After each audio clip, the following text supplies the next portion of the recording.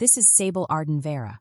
She was 35 years old and standing in the middle of the Weston Crown Center Grand Ballroom, a huge, shiny room with sparkling chandeliers hanging from the ceiling.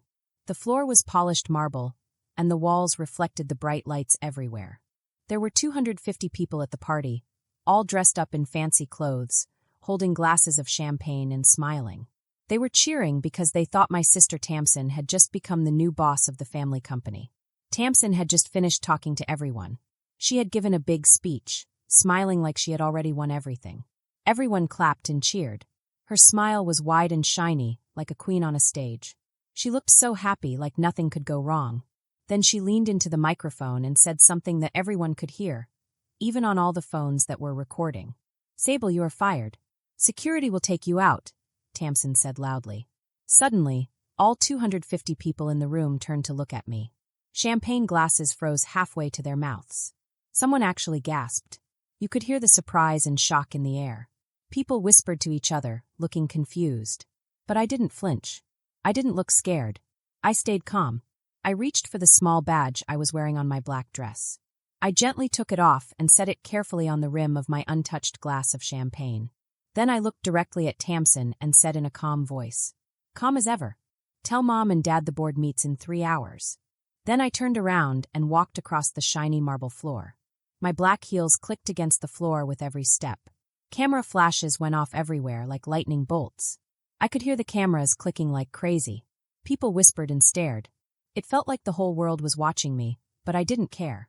The big double doors of the ballroom closed behind me with a soft thud. The sound was quiet, but it felt final. The moment I left, the real plan started. If you have ever been embarrassed by a family member in front of a big crowd, you know the strange, hollow feeling it gives you in your stomach. But I didn't feel scared. I only felt focused. I slid into my black Tahoe car that was parked outside. The engine started quietly, almost humming, and I drove off before the ballroom doors had even finished closing. I drove carefully, listening to the quiet sound of my tires on the road. I turned onto I-470, signaling quietly, thinking about everything I had to do next. But before I continue, hit the subscribe button and tell me where are you watching this from, and what time of day is it? The house in Lee's Summit was dark when I arrived. Only the motion light above the workbench in the garage was on. I didn't even go inside. I opened my laptop that had been charging all day and logged in with my face, which was set up to automatically recognize me. Then I opened a folder called Continuity. Everything I needed was already ready. The email to every board member and shareholder was written and encrypted.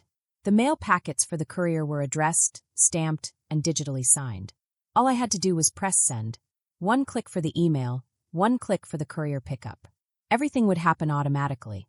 People think owning most of a company happens quickly. It doesn't. It starts with small steps, one little decision at a time. Back in 2009, Vera Nexus was just a tiny company with only 20 people, working in a small warehouse in North Kansas City. Dad had offered me a job with a high salary, but I said no. I wanted part of the company instead. He laughed but agreed to give me 8% ownership. I never sold it. In 2011, when we built a new cold storage area in the Midwest, I took 4% more ownership instead of a bonus. In 2014, Tamsin almost signed a deal that would have cost the company $42 million. I quietly made sure there was a special rule added, called Section 14C, to protect the company. People called me paranoid. I called it smart. By 2016, we bought a refrigerated tech company in California, and I got 12% more ownership for structuring the deal. In 2020, Mom and Dad wanted money to fix their lake house, and I bought their golden shares at the fair market price. They thought they were helping me. They weren't. Step by step, deal by deal, I kept adding up shares until I owned 71% of the company all by myself. No one knew about it. It wasn't on the website. No one had it engraved on any office door. It just quietly sat in official Connecticut filings, safe and impossible to break. I closed my laptop and leaned back in the car seat. I let out a long breath I had been holding since Tamsin had opened her mouth at the podium. Across town, my little brother Corin was live on Instagram, holding his phone so that it caught the sparkling chandeliers behind him. I could imagine his face without looking. He was grinning next to Tamsin, already typing a caption. New era loading. Family business next generation. Everyone was liking it and commenting. He had no idea that the era he was celebrating had only 3 hours left before everything changed. Back in the VIP section of the ballroom, the first phone buzzed. Thaddeus Klein, our family lawyer, felt his phone against his chest while he was lifting a bite of grilled salmon. He looked at the screen and turned pale, his face white. He jumped up so fast that his chair screeched across the marble floor. Without saying a word, Thaddeus grabbed Dad's elbow and Mom's wrist and guided them through the nearest service door. The narrow backstage hallway smelled of hot food and fresh flowers. Thaddeus swiped a key card that he probably wasn't supposed to have, locked the door behind them, and handed Dad his phone. Dad read the screen carefully. He read the most important paragraph. It was Section 14C, the rule I had added in 2014 after Tamsin almost signed the $42 million deal. Back then, the board had laughed at me and called me paranoid. Dad had signed it while half-watching a Chiefs game. He had never read it properly. Now he reads every word slowly, one by one. It said that if someone without real shares tried to fire an executive, all authority went to the majority shareholder. That meant me. Dad's shoulders dropped like someone had pulled all the air out of the room. Mom leaned over to look at the screen. She saw my electronic signature and started crying silently. Her tears ran down her cheeks like small rivers, and she pressed a napkin to her mouth to stop herself from making noise. Thaddeus spoke in a quiet, serious voice. "Rick, this is real. Timestamp 6:03 this morning. Every board member and shareholder just received the same message. We are inside the 3-hour window. There is no pause button. Nothing can stop this." Dad looked at the papers, still in shock. Mom said softly, "Rick, bring her in here. We have to stop this before it goes any further." Dad reached for the door handle, knuckles white. Mom dabbed her last tear with the napkin. The door opened, and Tamsin stepped in first. Corin followed right behind her. Both of them were still glowing from the spotlight outside. The door slammed behind Dad, rattling the framed awards on the wall. Tamsin's smile didn't even flicker at first. "What is this about?" she asked, smoothing her white blazer like she was about to walk the red carpet. Dad didn't say a word. He just turned the iPad so they could see the screen. On it was the latest official Connecticut filing, showing the company ownership. Big letters read, 71% under my name, Sable Arden Vera. Tamsin's eyes got huge. Her perfectly lined red lips parted, but no words came out. Her confidence drained slowly from her face, leaving only shock. Corin leaned over her shoulder, expecting a joke. But when he saw the same number, his smile disappeared. He opened and closed his mouth like he couldn't believe it. Finally, Tamsin whispered, thin and sharp, "This has to be fake. It can't be real. She can't own it." Thaddeus spoke again in his calm, serious voice, the same tone he used in court. "It's real. State stamped at 8:47 this morning. You triggered the exact clause you wrote in 2014 when you tried to sign that $42 million deal. This is all real." Tamsin's manicured fingers grabbed her phone from her crystal clutch. She tried to call me, but it went straight to voicemail. Everything that Tamsin had celebrated all night, the applause, the cheering, the new era she thought had begun, was gone in a single moment. And she didn't even understand how it had happened. I sat in my car across town, thinking about the moment I had been waiting for. Everything had been planned for years, step by step. No one had suspected. Not Tamsin. Not Corin. Not even Mom and Dad had realized how much control I had quietly collected over the years. I had started small, taking small ownership percentages instead of bonuses. I had watched, waited, and made smart choices. People had laughed at me for being too careful or too quiet. But it worked. I owned 71% of the company, more than anyone else. That meant I was the real boss now. And it had all happened while Tamsin thought she was in charge. Out in the ballroom, Tamsin still had no idea what had happened. She was holding her piece of cake, smiling, thinking she was the queen of everything. But in reality, her time as the boss was over. In just a few hours, she would have to face the truth. And that was just the beginning. She tried again, even harder this time. But the computer just gave her the same cold, automatic message. She had been blocked since the morning, and it hit her like a hard slap.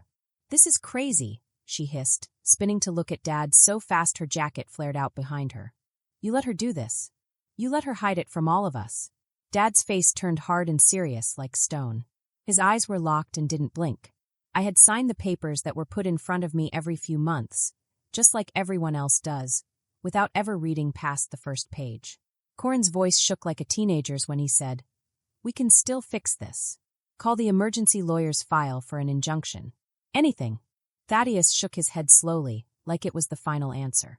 You have less than 3 hours before the meeting starts. After that, the vote is final.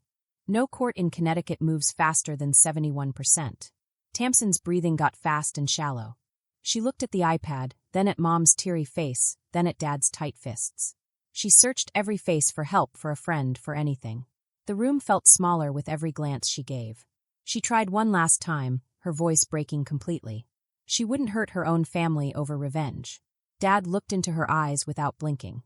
You destroyed any chance of mercy when you embarrassed her in front of 250 people who used to work for her. The room felt like it had no air. Tamsin froze, staring at the glowing screen while the truth sank in like freezing water. Corin kept refreshing his phone, hoping for a miracle that would never happen. While Tamsin stared at the iPad, every board member's phone started vibrating at once. The first phone to buzz was Cashin Marrows, the board chairman, while his fork hovered in the air. The screen showed a special message in red letters. Emergency Shareholder Meeting Section 14C activated. Cashin's jaw tightened. He put down his fork, pushed back his chair, and walked to the security station near the east exit. He said one short sentence, low and clipped. Lock the room. No one leaves. Within 15 seconds, every other board member's phone buzzed with the same message. Isolde Kettering opened her eyes wide behind her glasses. Theron Vale cursed quietly under his breath. Phones went up in the air like black mirrors, reflecting the golden chandelier lights above. The jazz band hit a wrong note and stopped playing. Security moved quickly. 6 guards in black suits appeared at the 4 main exits and 2 service doors. They stood with arms crossed, feet planted, polite smiles that said, "Try me if you want." A businessman near the coat check tried to move toward the lobby, but a guard silently blocked him. Another guest tried the west hallway and found the same wall of muscle. The message was clear. The celebration was over. On stage, the MC, a local news anchor, noticed the change in the room. He took the microphone from a confused server who was about to announce dessert. "Ladies and gentlemen," he said, voice steady but louder than necessary, "please stay in your seats. The majority shareholder will make an unscheduled announcement very soon. Thank you for your patience." The house lights dimmed a little more. The string lights over the cake table stayed bright, making the 4-tier champagne cake look silly and out of place. Tamsin came back from the private corridor, cheeks red and hair messy for the first time all evening. She grabbed the microphone with both hands, knuckles white. "Everything is perfectly fine," she said quickly. "This is just a small administrative update. Please stay calm and enjoy the rest of the evening."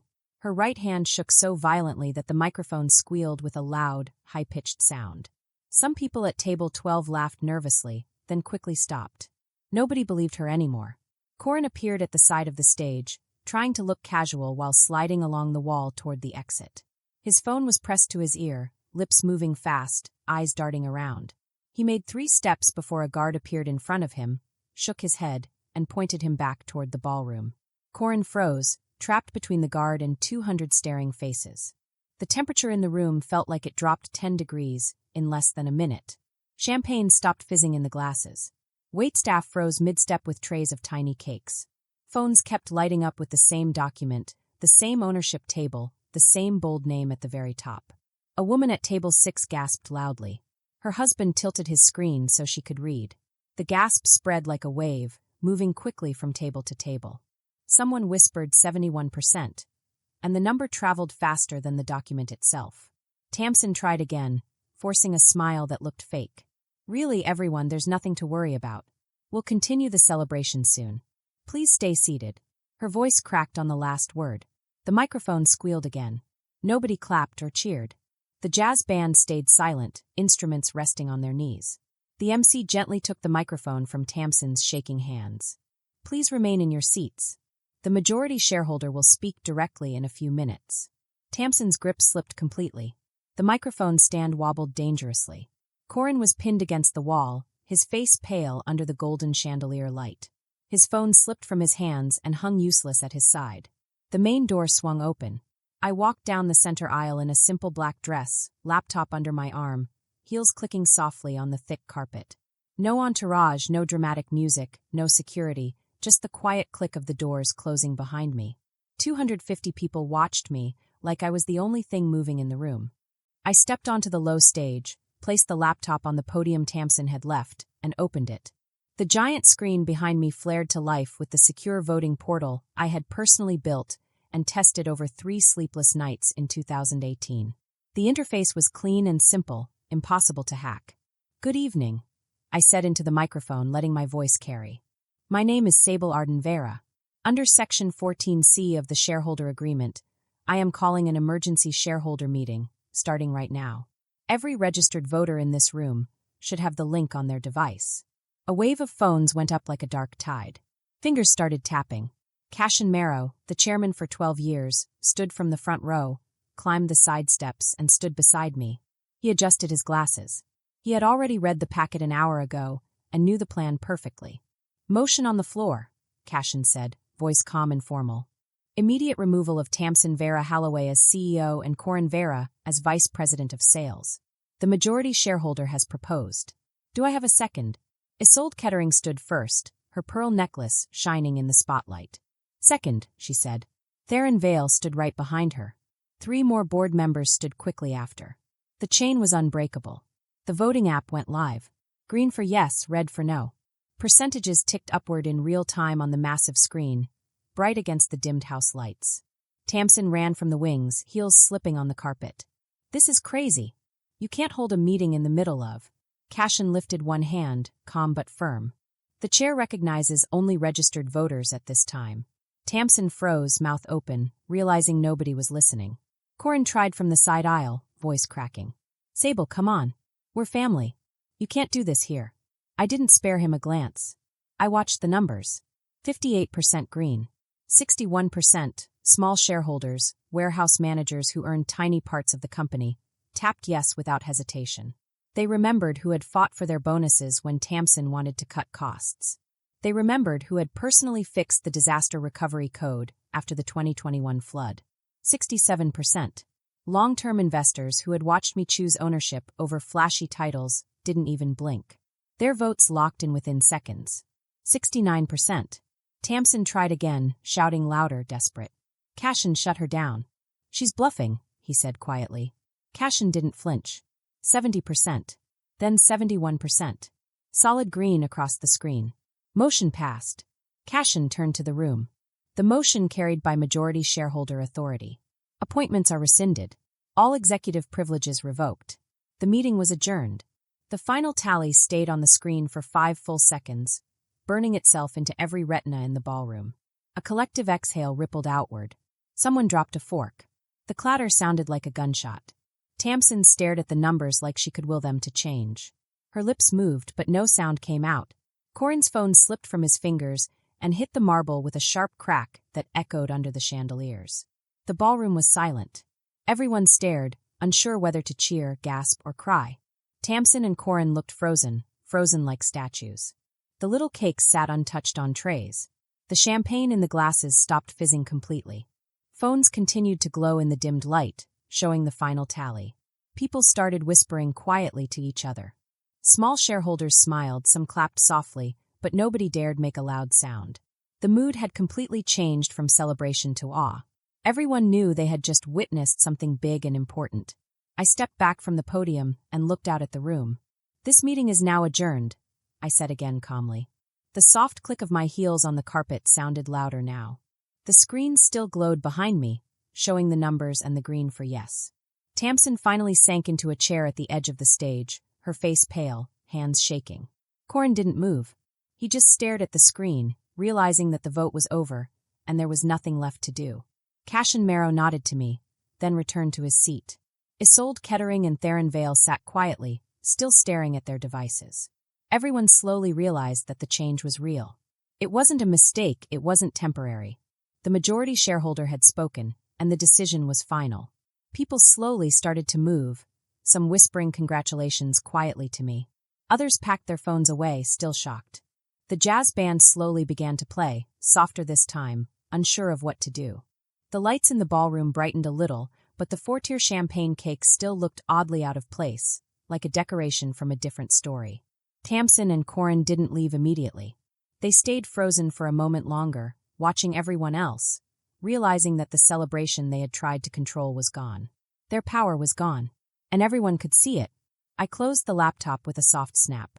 The sound was small, almost polite, but it filled the big ballroom. Everyone stopped moving and staring at me. The last hand of the vote had gone down, and the result appeared clearly on the big screen. It was final. Cashin's voice cut through the quiet, calm, and tense room. The motion is approved by everyone. Tamsin Vera Halloway and Corin Vera are no longer in charge of the company. Their executive roles are over, effective immediately, as soon as this meeting ends. The words hung in the air like a heavy cloud. Tamsin's eyes went wide. Her mouth opened, and for a moment she seemed frozen, not knowing what to do. Then, in a rush, she jumped up from the edge of the stage, her heels scraping against the polished wooden floor, echoing across the room. "You can't do this," she shouted. "This is my company. It's our family's legacy. You can't take it away from me." I stayed calm. I didn't yell or raise my voice. I turned the laptop toward the projector feed and clicked to the next slide. The big display behind me lit up the entire ballroom in a cold blue light. "I just did," I said quietly but firmly. "And to make this transition smooth, there are extra measures in place." The slide showed a long document I had prepared that very morning. Every line had been checked by lawyers to make sure it was correct. It said that Tamsin and Corin could not work for any company in the food supply software business, or anything even slightly related, for 10 years. No helping other companies, no giving advice to anyone we had built a relationship with, nothing. Below that, in bold letters and bullet points, it listed that they would lose all their golden shares and any future money tied to those shares. Those shares were not just paper. They were safety nets Tamsin had used for her luxurious Hamptons weekends. They were the money Corin had spent on his collection of vintage cars. And now they are gone. One click. Just like that. Tamsin's face went pale. First, a faint color left her cheeks. Then the rest of her skin drained of warmth. She looked like a ghost under the bright ballroom lights. Corin, standing behind her and holding the podium, went gray and shaky. His eyes were wide, and he looked like he might throw up. I spoke quietly into the lapel microphone. "Security." For guards appeared almost instantly from the wings of the stage. They moved with careful precision, like soldiers who had trained for moments just like this. 2 of them went to Tamsin and took her by the elbows. They were firm, but not rough, like they were gently guiding her along a path she could not resist. The other 2 went to Corin. One hand rested lightly on his shoulder. The other was ready to guide him as needed. Tamsin twisted and shouted, "Dad! Mom! Do something! Tell them to stop!" Dad stood frozen near Mom. His hands were clasped so tightly that his knuckles were white. He stared at the floor like it might give him answers he had missed all these years. Mom's face was calm, but trembling under the careful layer of her makeup. She didn't move. She didn't call out. She didn't pick up her phone. She just watched. Their combined 8% stake in the company, which used to feel like a safety net, meant nothing here. No vote, no power, no voice. "Tamsin, please," she said, desperate, as the guards guided her toward the back corridor. It was a narrow hallway lined with emergency lights and old coat racks that no one used. "Sable, please. We are family. You can't erase us like this." I held her gaze. I did not blink. "Blood doesn't override contracts," I said quietly. "And tonight, you sign the one that ends this chapter of your life in the company." Corin was already halfway down the steps. He didn't resist like Tamsin did. He just let the guards guide him. Head down, shoulders slumped. All his energy was gone with every step. The doors to the corridor closed behind them with a soft thud. The same sound the doors made when I had walked out 3 hours earlier. But this time there was no coming back. The ballroom stayed silent for another few seconds. You could hear your own heartbeat over the quiet hum of the air conditioning. Finally, a cough from the back of the room broke the spell. Cashin cleared his throat. "This emergency meeting is now adjourned," he said in his deep, calm voice. "Thank you for your attention and cooperation this evening. Dessert service will resume shortly." I closed the laptop quietly. The screen went dark. The projector hummed off. I gathered my things and walked off the stage, past the velvet ropes and the faces of partners who had once shook Tamsin's hand like she owned the future. Now they nodded at me, subtle shifts in their eyes and smiles showing they had chosen to follow the new leadership. Mom finally moved and took a single step toward the corridor, but Dad's hand on her arm stopped her. They stayed there, spectators, to the end of an era they had started, but never fully controlled. Outside, the Kansas City night air was cool against my skin. I slipped into the waiting car. The driver didn't ask questions. He just pulled away from the curb, driving through the drizzle that had started sometime during the vote. For months later, everything was different. The new nameplate on my office door was simple, clean-brushed steel. Sable Arden Vera, Chairwoman and CEO. No big announcement, no company-wide email. The next morning, the building opened like any normal day, but every decision now went through me. The company's first quarter numbers came in 28% higher than expected. The restructuring I had planned for years rolled out smoothly, without any resistance. Warehouse automation contracts that Tamsin had stalled for 18 months were signed in just 9 days. Clients who had been unsure about working with us called back on their own. Stability sells, and people trust what they know will work. Tamsin listed her Lake Latana house 3 weeks after the gala. The 6-bedroom lakefront house with the infinity pool and private dock sat on the market for 47 days before a cash buyer from Dallas bought it. She needed every penny to pay the accelerated inheritance taxes after her golden shares were clawed back. The IRS doesn't wait for family drama. Corin sent out 211 resumes in 11 months. Every interview ended the same way. Polite smiles, then silence. The non-compete was airtight and public. No one in food supply software would hire him. He finally took a part-time job at a car dealership in Blue Springs, wearing the same tired blazer he had worn the night he lost everything.